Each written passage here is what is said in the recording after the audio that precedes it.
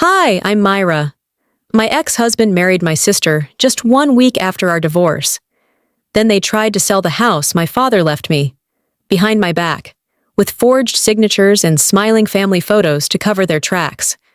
They changed the locks, rewrote our history, and handed out invitations like I was never part of it. And my mother? She stood by them, quietly nodding as they erased me, room by room. How do you survive being replaced in your own family? What do you do when the people who should protect your legacy decide to rewrite it? For themselves? End of hook. The morning sunlight filtered through the blinds with a warmth that mocked the chill that had settled in my chest. I folded laundry, each shirt a silent reminder of how still the house had become since Lyle moved out. No one was around to interrupt my rhythm. No sound but the whir of the dryer and the occasional creak of floorboards under my slippers. It had been 3 weeks since the papers were signed. People kept telling me I was lucky. At least it was clean, no custody, no drawn-out court battle. But divorce is never clean, not when you've built your life around someone, only to realize too late they were drawing plans of their own all along. My phone buzzed on the countertop. Lyle's name. I stared at it for a second longer than I should have. There was no reason to answer. But curiosity? Habit? Maybe a part of me still hoping for decency? Hello? His voice was casual, light, like we were old friends catching up. Hey, I wanted to tell you directly before you heard it from someone else. I stayed quiet. Valora and I got married last weekend. It was a small thing. We thought it'd be better to keep it quiet. I didn't drop the phone. I didn't scream. I didn't even blink. Congratulations, I said, my voice level. I hope it works out for you both. There was a beat of silence. Thanks. I thought you'd appreciate the honesty. Sure. When I hung up, I stood in place, phone still in hand, fingers gripping so tight I could feel my pulse against the plastic. Myra, don't cry, I told myself, but my palms were slick with sweat. Just a month ago, Valora was sitting across from me at the kitchen table, hands wrapped around a mug of chamomile tea, telling me how sorry she was for everything Lyle had done. She called him selfish, immature, said I deserved better. And now she's wearing white beside him. Sometimes the person you'd take a bullet for ends up holding the gun. Taylor Swift didn't miss when she said that. That night, I showed up to Doreen's birthday dinner because absence would have sparked more whispers than presence. The dining room was filled with laughter and the smell of pot roast. Extended families swarmed around the table, wine glasses clinking, conversations overlapping. Valora looked radiant. And Lyle? Like he'd always belonged there. Doreen doted on them both, like newly crowned royalty. You've had a long day, haven't you? Valora whispered to me at one point, hand light on my arm. Maybe you should head out early, I blinked. I'm fine. She smiled, tight-lipped. Of course, I just worry about you. It wasn't what she said. It was how she said it. The kind of caring that felt more like a verdict than concern. Polite exclusion, gift wrapped in a smile. I scanned the table. Not a single photo of me in sight, though Lyle and Valora's wedding picture had already taken the mantle. It was like I'd been digitally removed from the frame of our family history. I sat in my car afterward, staring at my own reflection in the windshield. I wasn't one of them anymore. Maybe I never truly had been. The house was dark when I got home. I kicked off my heels, peeled out of the dress, and sat at the edge of the bed, skirt rumpled beneath me, heart trying to process what my head refused to accept. Had there been signs? Sure. A pause too long when Valora asked about our fights. Lyle's excuses for missing Sunday dinners. The way Doreen's affection shifted like wind, subtle but real. I wasn't stupid. I just wanted to believe I was loved enough not to be betrayed like this. But, as the silence in my apartment wrapped around me, I realized I had mistaken the absence of conflict for the presence of care. I opened my laptop, intent on finishing lesson plans for the week. But then the subject line stopped me cold. A celebration of love. It was from Valora. The email contained a YouTube link. No message. Just the video. I clicked. My breath hitched. A soft piano melody played. A montage unfolded. Valora and Lyle exchanging vows, laughing under string lights, holding hands in the backyard I once planted petunias in. My kitchen, now filled with people who never knew my name. Then her voice, Valora's voice, layered over the images. When you finally meet the person who truly sees you, everything else falls away. There it was, my former life, scrubbed clean and rebranded as theirs. I didn't close the laptop. I let the video finish, every second of it. Then I whispered aloud to the room, to no one, to everyone who'd ever doubted what I could withstand. You can take my husband, but not my home. I showed up at my mother's house the following Sunday, not because I wanted to, but because I knew what silence would cost me. In my family, if you skipped dinner, it wasn't just an absence, it was ammunition. And after the week I'd had, I didn't need another reason for Valora to paint me as unstable. Doreen's house hadn't changed. Same scent of rose potpourri mixed with the sharp tang of Windex. The dining room table was already full when I arrived. No one moved to make space. I stood there for a beat too long, until Doreen finally looked up and said, "Oh, Myra, grab a chair from the hallway," like I was an unexpected guest. I did as told. Dragged a folding chair from the garage, squeezed myself onto the edge of the table. My plate was an odd one, no matching set for the last-minute addition. Valora sat across from me, radiant as ever, laughing at something Lyle whispered in her ear. Doreen brought out her famous roast chicken, and before anyone could compliment it, she beamed at Valora. "This one helped me cook. She's really got the touch, doesn't she?" I smiled, nodded, said nothing. You know that feeling when everyone acts like you were never invited, but no one dares to say it out loud? That's what it feels like when your family starts replacing you in real time. And they do it so gently, with such polite cruelty, you almost think you're the problem for noticing. Halfway through dinner, Valora stood and tapped her phone. "Everyone, check your AirDrop." My screen lit up. I didn't accept the file, but it downloaded anyway. The video started to play on Lyle's iPad, loud and proud. A professionally edited wedding montage. Slow-motion clips of their vows, twirling under fairy lights, kissing on the porch of what used to be my house. The music? A piano cover of "Can't Help Falling in Love," my favorite. I felt the room tilt slightly, like the air got thinner. Nobody looked at me. They just clapped. Doreen wiped a tear. "You two were meant for each other," she said, her voice trembling. I remembered the night she called me her rock, said I was the one who kept the family together after Dad died. Tonight, I was invisible. This wasn't oversight, I thought. It was design.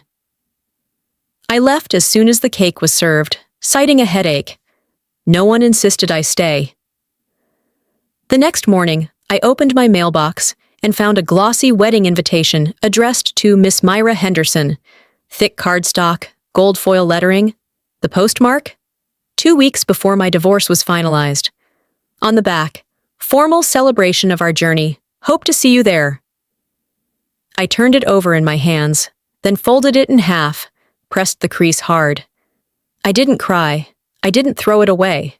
I placed it in the drawer where I kept every other proof that this wasn't just betrayal. It was performance art. "When people show you who they are," I said aloud, echoing Maya Angelou, "believe them the first time." That evening, I pulled out my old journals. Not for nostalgia, but for pattern recognition.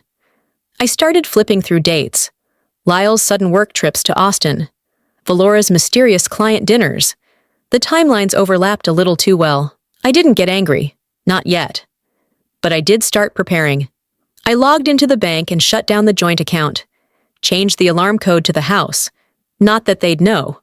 But it made me feel like I still had some grip on reality. Small things, done in silence. It's amazing what you start noticing once you stop trying to give people the benefit of the doubt. The next Sunday, I didn't plan on attending dinner. I typed a short text to Doreen. "I won't be coming."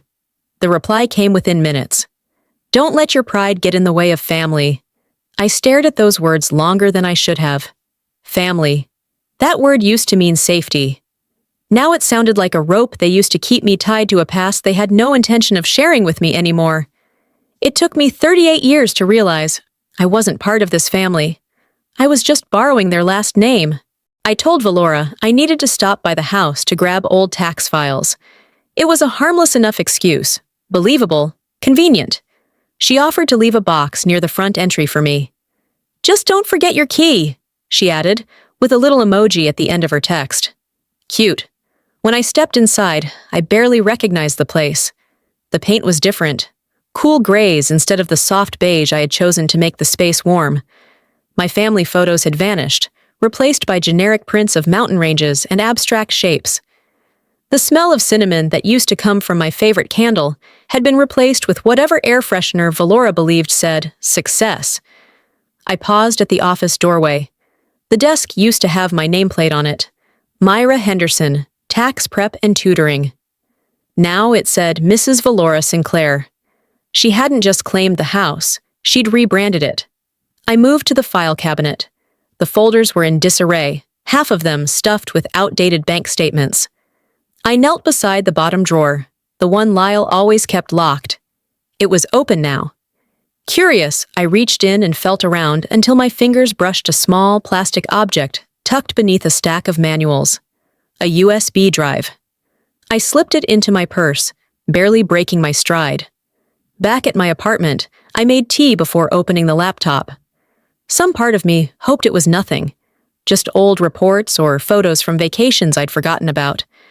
But the folders were neatly labeled V&L trips, private, anniversary ideas. The timestamps hit me first, some going back almost 2 years. There were pictures of them at the lake house, the one Lyle told me he'd visited for business planning. Them at a winery, arms around each other, Valora in a dress I remembered admiring in her closet. I hadn't realized she wore it when she was with him. One file was a video, shot in my living room, judging by the curtains. Lyle kissed her on the cheek, laughed. "No one suspects a thing," he whispered to the camera. The worst part wasn't the lie. It was realizing how much of my life was built on one. I stared at the screen, unmoving. My tea long gone cold. There was no yelling, no pillow throwing, no dramatic tears. I just sat there, letting the numbness take hold. It was late, but I picked up my phone and scrolled through contacts until I found someone I hadn't spoken to in over a decade. Ryan, my college boyfriend. I hesitated. Then I called. He picked up after 2 rings. "Hello? It's Myra." A long pause, then, "Wow, it's been years."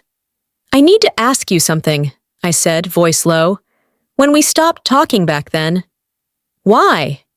He sighed. "You told me you were seeing someone else, that you didn't want to make it complicated." I closed my eyes. "I didn't send that message."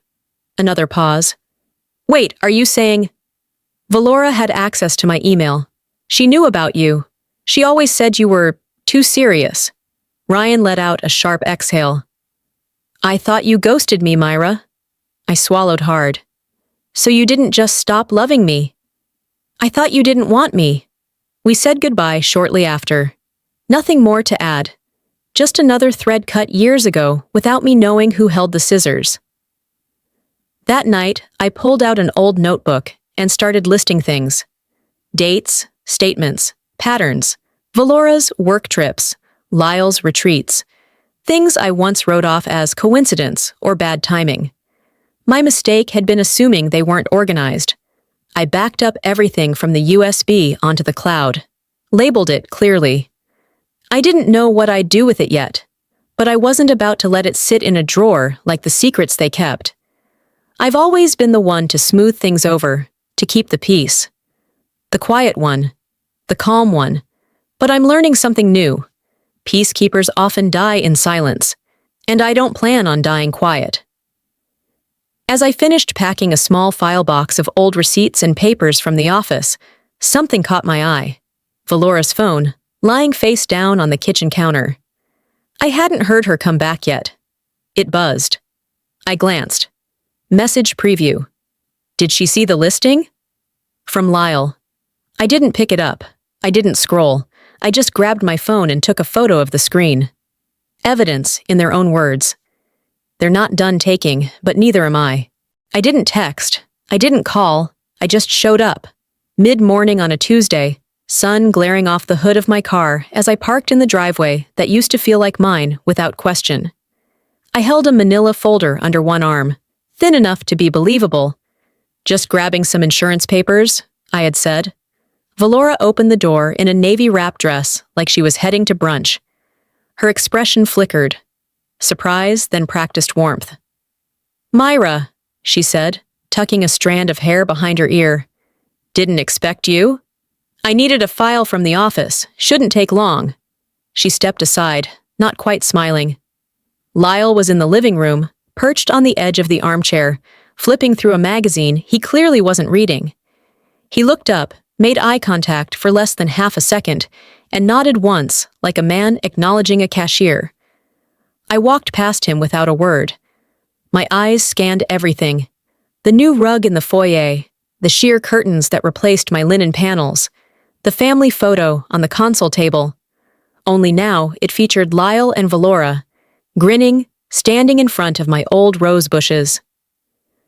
I took my time in the office.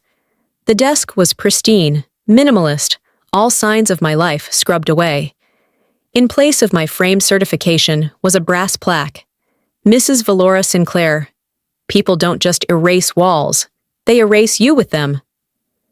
As I pretended to search the filing cabinet, I heard the front door open again. Myra! Doreen's voice floated in from the hallway. I closed the drawer and walked out. Oh! Doreen beamed when she saw me. Didn't know you'd be here. I just brought over a casserole. Valora's idea. She's been such a help keeping this place up. She placed the dish on the kitchen counter like she owned the house herself. You've always had the touch, Valora. It's clear you were meant for this life. I turned, folded my arms. Interesting. I lived here 7 years, and no one noticed. The words came out quiet, almost gentle, but they cracked the air like thunder. Doreen blinked. Valora tilted her head, a polite smile masking the flicker in her eyes. Lyle cleared his throat, tried to deflect. We're all just trying to move forward, Myra. I met his gaze and didn't look away. Funny, you keep saying that while standing still, in my house. Silence stretched between us, the kind of silence that makes walls feel like they're listening. I didn't stay long after that. I said I'd follow up later about the insurance document, thanked Doreen for the casserole I didn't touch, and left through the back door instead of the front. It felt symbolic. That evening, back in my apartment, I curled up on the couch with a cup of tea I barely tasted and scrolled through my phone out of habit. The first thing that popped up was Valora's latest post. A soft pink background, curly white script. Some people play victim so well, they forget they caused the pain. Her caption read, Healing never requires permission. The comments rolled in like cheerleaders. You're glowing, sis! So proud of your strength. And from Doreen, like a dagger dipped in sugar. Proud of the woman you've become. I didn't comment. I didn't call. I took a screenshot and saved it in a folder I'd quietly labeled Evidence. She weaponized sympathy and dressed it as wisdom. I stared at my tiny kitchen table. Just 2 chairs, no cloth, no centerpiece. I used to set a dozen places every Sunday. Roast chicken and lemon pie. Cloth napkins ironed just right. That house wasn't just walls. It was mine because I filled it. I made it a home. Now they were trying to paint over all that, with a version of family where I never existed. I opened the file box my father left behind. I hadn't looked through it in years, not since probate. Inside were property records, tax bills, insurance receipts. He kept everything neatly labeled. I flipped through slowly, searching for something I didn't know how to name yet. Then I saw it. His signature on a letter filed separately, dated 2 years before he passed. My name, the property, handwritten in block letters. No mention of Valora. No mention of Lyle. They don't want the house. They want to erase me from it.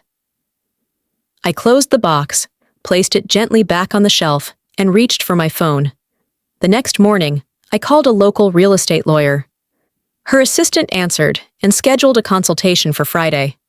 "No need to tell them yet," I said. "Just want to know my options." I hung up and sat still for a long time. If they were going to fight over the house, they'd have to fight someone who actually owned it. The law office was tucked between a pawnshop and a vape store. Nothing about it said legacy, but I wasn't looking for charm. I was looking for clarity. The receptionist smiled when I gave my name. 5 minutes later, I was seated across from a lawyer with a reputation for being aggressive in probate disputes. I handed her a folder with my father's deed and a notarized letter in his handwriting. She scanned them without interruption, only pausing to flip pages. "This isn't just emotional," she said finally. "This is legally strong." I nodded. "What are my options?" She leaned back, folded her hands.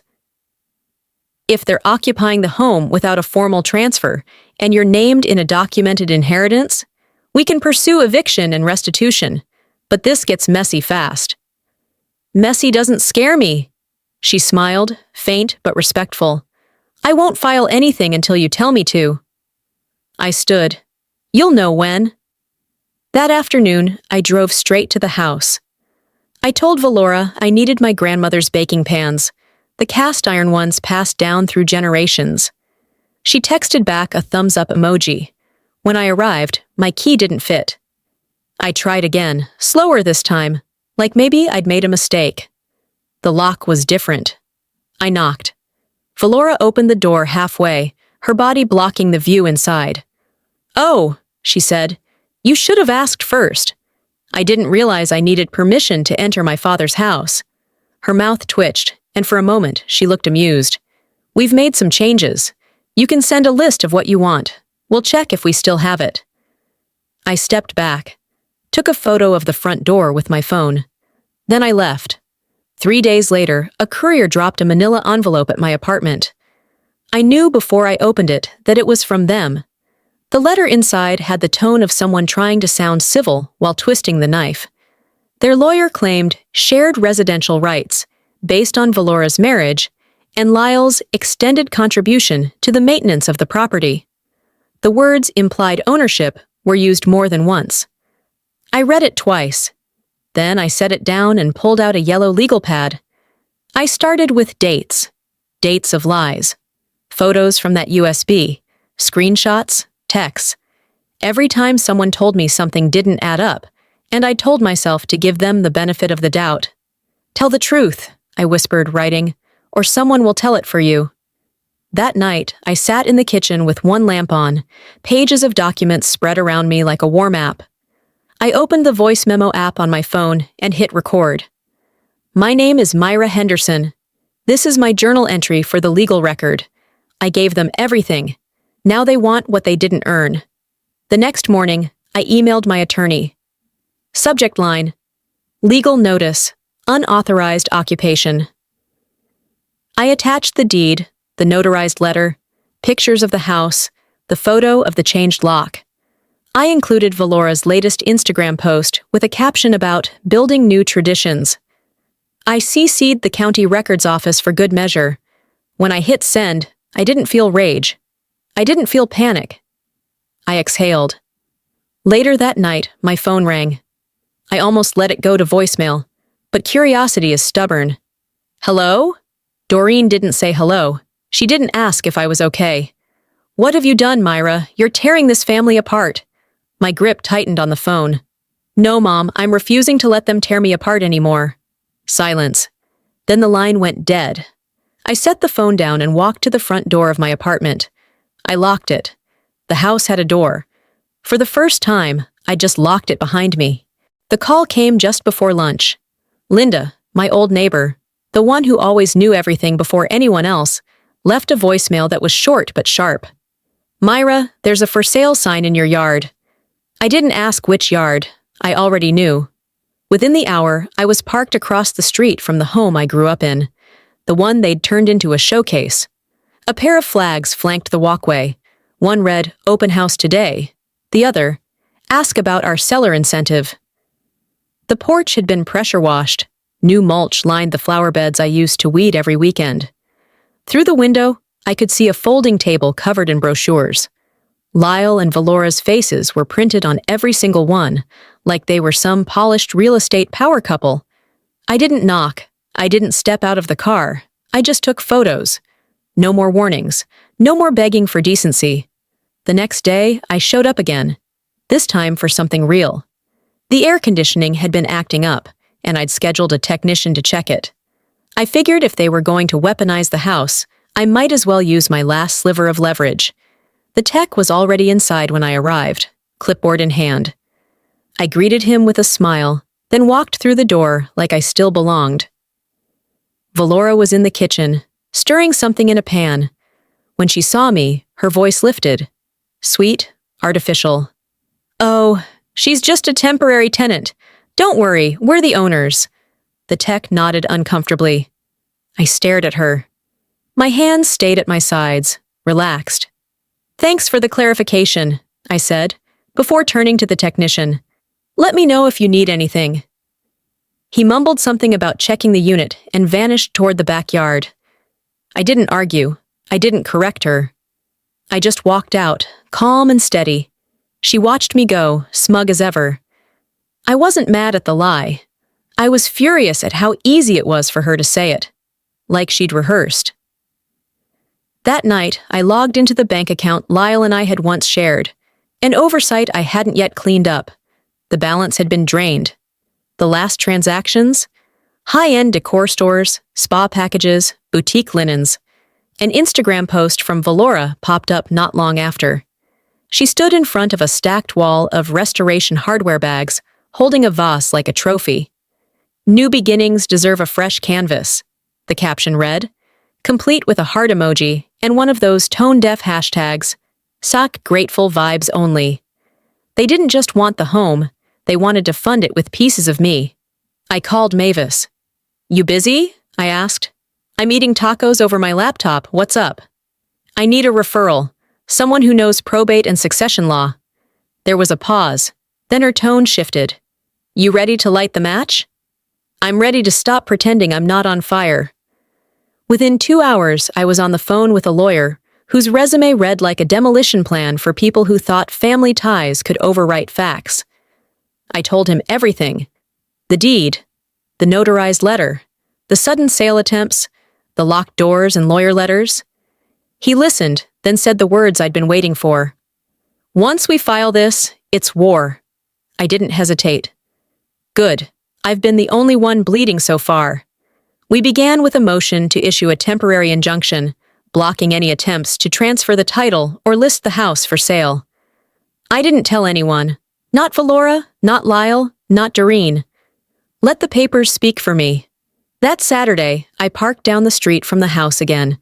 It was a perfect Texas spring day, sunny with just enough wind to keep the heat from settling. Valora had thrown some kind of backyard garden party brunch. Women in floppy hats sipped champagne and complimented her on the new porch swing. Lyle stood nearby, manning the grill with a smugness only people who think they've won too early can pull off. Then the courier arrived. He made his way down the walkway, envelope in hand, and asked for Mrs. Sinclair. She stepped forward, radiant in white linen, mid-toast. He handed her the envelope and turned to leave. She opened it, still holding her mimosa. Her face changed. The laughter didn't stop immediately, but it started to thin. A few people leaned in. One guest looked up and caught my eye from across the street, recognizing me behind the windshield. I didn't wave. I didn't move. For the first time, I didn't knock. I let the papers do it for me. It started with a screenshot from one of my coworkers. "Thought you might want to see this," the message read. Attached was a picture of Valora's newest post, a pastel-colored graphic with cursive writing that read, "No matter how hard they try to drag you down, remember you've already risen." The caption added just enough salt to sting. "Some people confuse boundaries with betrayal." The comments poured in like clockwork. "You're an inspiration." "Keep rising above the drama, queen." Someone even threw in, "Your strength is unmatched." Then, as expected, Doreen chimed in, "Proud of the woman you've become." Valora didn't tag me. She didn't have to. This was her pattern. Declare herself the victim before anyone else even had a chance to speak. Lay the narrative groundwork. Control the story before truth could walk in the door. I didn't reply. I didn't comment. Instead, I went to the storage unit my father had kept on the edge of town. I hadn't opened it since the week after his funeral. The air inside was thick with dust and old memories, but I knew exactly what I was looking for. A small fireproof safe tucked beneath boxes labeled Eldon taxes and family photographs. I had the key in my wallet, taped behind an expired insurance card. He gave it to me the year before he passed, told me, just in case people forget what I said out loud. Inside was a sealed envelope, labeled in his handwriting. "In case of confusion, read this." My hands didn't shake as I opened it, but my chest tightened as I read the first line. "I, Eldon Henderson, declare that my home shall belong solely to my youngest daughter, Myra Henderson. No matter who stands beside her or against her." It was notarized, dated 3 months before he died, witnessed by Pastor Neil from our old church. I hadn't seen him since the burial. I didn't need to cry. The letter did it for me. Justice doesn't always come from courts. Sometimes it's from the dead who remembered you when the living forgot. The next day, I drove to the county clerk's office. I asked to confirm the deed status. The woman behind the desk frowned as she typed, her acrylic nails tapping against the keys. "There's a transfer intent filed," she said slowly. "Looks like from a family trustee to Mrs. Valora Sinclair." She turned the screen toward me. The form listed Doreen's name as the family trustee, signed in blue ink. I stared. It was a forged signature. I'd seen my mother sign hundreds of documents growing up. She looped her R's, always. This was a straight-line signature. Sloppy, ironic. This wasn't just Lyle's manipulation. It was a family play. "I need to freeze this record," I said. "You'll need proof that signature isn't real." "Oh," I said, smiling faintly. "I'll bring more than proof. I'll bring context." By that afternoon, I was back in the lawyer's office. I laid out the notarized letter, the forged county form, the screenshots, the printed social media posts, the screenshots of her listing the home for sale, and the bank withdrawals. He scanned them slowly. "We're going to file a counterclaim: fraud, misrepresentation, and abuse of family trust." "Can we include property misappropriation?" He paused. "You're asking for scorched earth." "No," I said. "I'm asking for soil that can grow something honest." That evening, I sat at my dining table, organizing everything: dates, phone logs, statements, records. Myra Henderson versus the fiction of Valora Sinclair. While searching through our old shared Google Drive, something we hadn't used in years, I stumbled upon a folder I didn't remember creating. Inside, dozens of files, old shared recipes, notes from Dad's care plan, a list of who would bring what to Christmas. Then I saw it, a draft email, never sent, time-stamped 4 months before my divorce. Subject: "It'll only be hers if we let it be." It was addressed to Lyle. The message inside read, "Once she's out, we don't wait. File fast. Doreen will sign. She's too scared of conflict to say no." I read it twice. They never stole it. They planned its disappearance. The envelope didn't have a return address, no postmark. Just my name, typed in bold font, slipped under the apartment door like an afterthought. When I picked it up, I already knew what it was. One of their theatrics wrapped in ceremony. It was a formal invitation to Valora and Lyle's 1-month vow celebration, being held at Willow Creek Country Club. The same venue my father once reserved for my engagement party, years ago, before Lyle made a habit of missing dinners and forgetting anniversaries. There was no RSVP line, just 6 words printed at the bottom in gold ink. "Come support family, dress to impress." They didn't want me there. They wanted me to see it. I didn't respond. Instead, I spent the next 48 hours preparing something of my own. The court-stamped cease and desist letter, a certified copy of the notarized will, screenshots of the falsified deed transfer, bank statements, the old photograph of Dad and me in the garden, the one Valora had replaced with a stock print of wildflowers. I walked into my lawyer's office with a manila folder thick with evidence. "I need you to prepare a full packet," I told him. "Stamped, bound, delivered." He raised an eyebrow. "You're taking this to them?" I didn't blink. "No, but the truth is." It was a cloudless Sunday afternoon when I parked across the street from the country club. I didn't dress up, didn't intend to enter, just waited. Through the hedges, I could see the patio set for 60 guests, pastel tablecloths, crystal flutes lined on silver trays. Valora stood under the pergola in a flowy ivory dress, giving a toast with one hand, her other wrapped around Lyle's arm. I watched the courier approach the host stand. He asked for Valora by name, held out the envelope, and left before anyone could stop him. She took it mid-toast. Her smile didn't falter, at first. Lyle leaned in, whispered something. Her fingers tore the seal. As she read, I saw it. Her jaw tighten, her brows twitch, the way her grip shifted on the paper like it had become heavier in her hands. Doreen moved quickly, placing a hand on Valora's shoulder. "What is it, baby?" One of the family friends leaned in, trying to catch a glimpse. "Is this real?" someone whispered. Lyle hissed, loud enough that the wind carried it across the patio. "You were supposed to get rid of the letter." The silence that followed was louder than any outburst. No one laughed, no one clapped. They just stared. From inside my car, I didn't move. I remembered something my father once told me when I was 13, after a teacher blamed me for something another girl had done. "The strongest moves," he said, "are made without footsteps." So I sat there, engine off, window down, no satisfaction, no gloating, just clarity. This wasn't revenge, it was correction. That night, I drove home, changed into sweatpants, and reheated leftover pasta. I had just sat down when someone knocked on my door. I opened it to find Doreen standing on the welcome mat, arms crossed, no casserole dish in sight. "You think this makes you better than us?" she said, voice tight with something between disdain and disbelief. I looked at her for a long moment, took in the hair she had curled, the lipstick starting to smudge, the faint scent of champagne on her coat. "I didn't think I was better," I replied. "I just stopped being worse for staying quiet." The morning after the celebration crash, my phone didn't buzz once.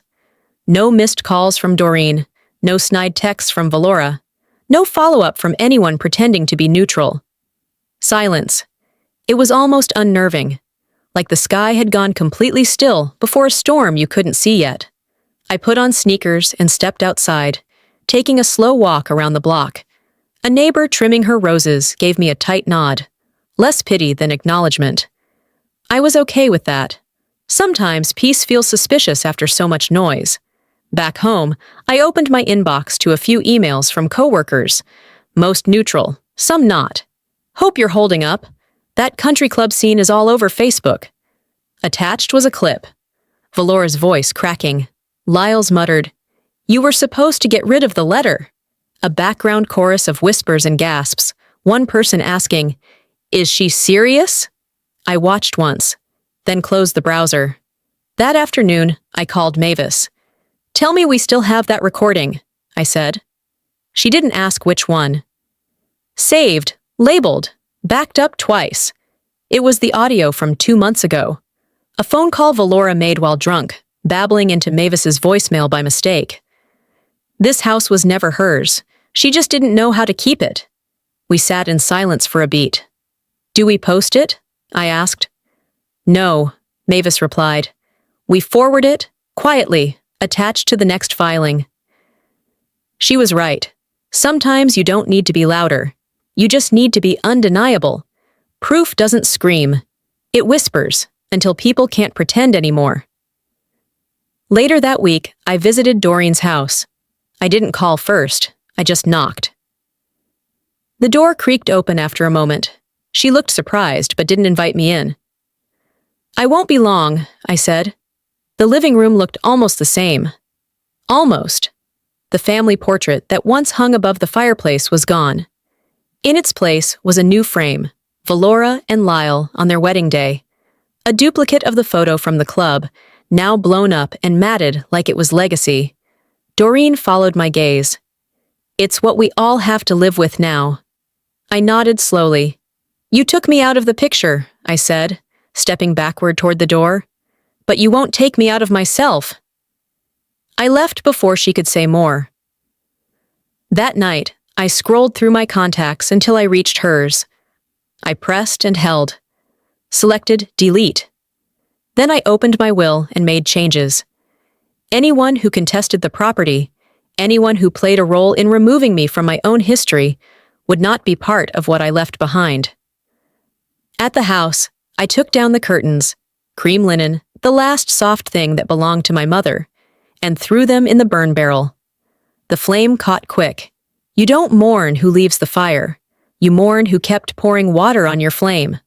The next morning, my phone rang with a number I didn't recognize. I answered, cautious. Hello? It's Devon, the voice said. My cousin. The one who'd stayed out of everything. Too distant, too neutral. Until now. I just thought you should know. Valora's filing a claim. Emotional distress. Says you're defaming her character. I let that hang in the air. Of course she was. Thanks, I said calmly. Let her. Paper cuts only hurt when you're made of fiction. Turns out, the only thing more fragile than a liar's pride is their reputation in public. It began with whispers. Always does. Screenshots sent by people I hadn't spoken to in years. You seeing this?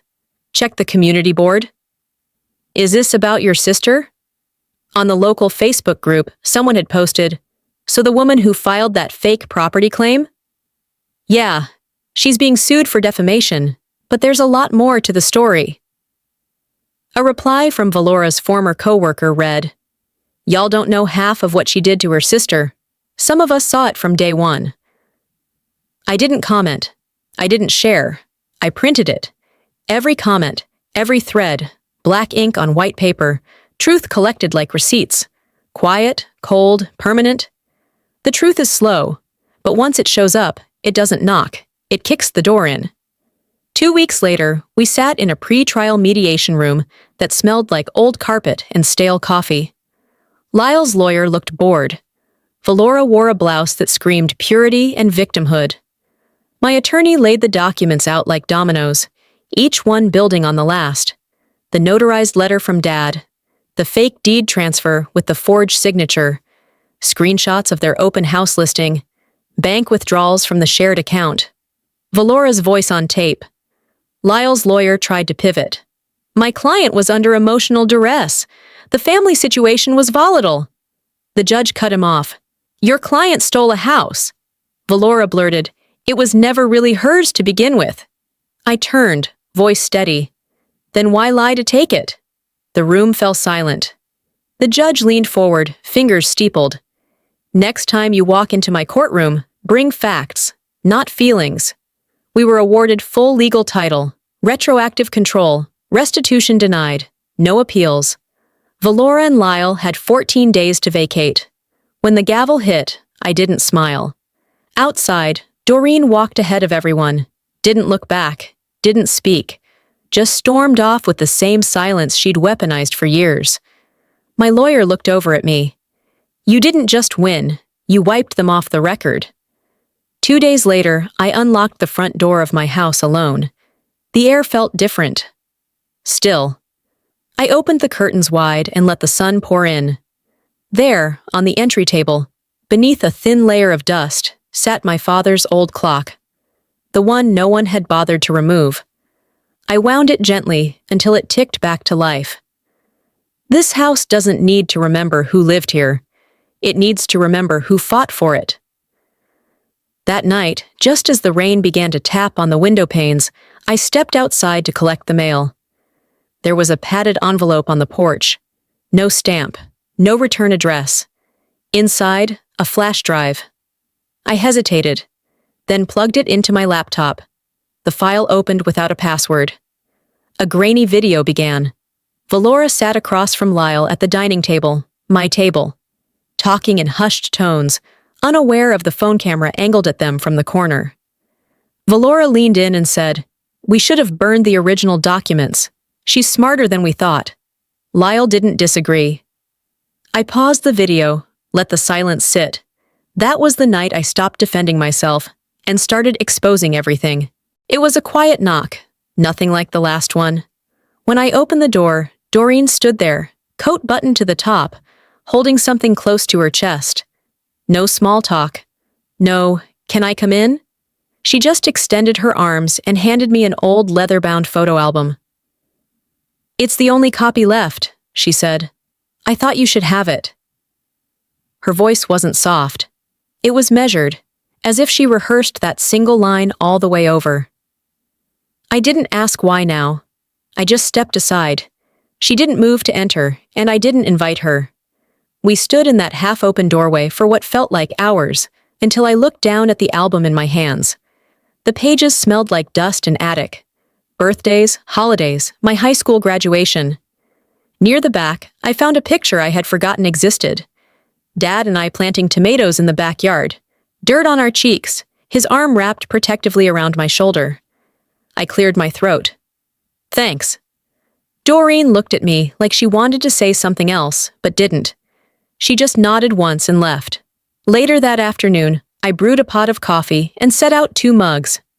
I didn't think she'd come back, but she did. This time, she came in.